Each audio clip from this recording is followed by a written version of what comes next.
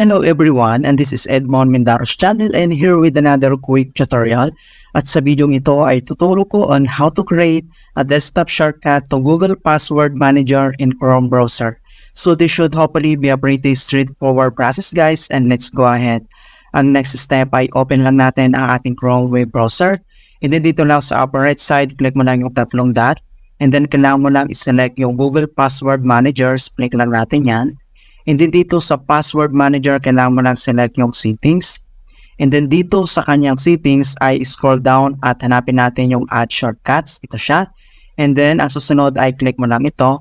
And then pop up dito lang sa right side yung install app sa Google Password Manager. And then click mo lang yung install. And then ganito na siya. So mabilisan lang ito and then minimize lang natin ito.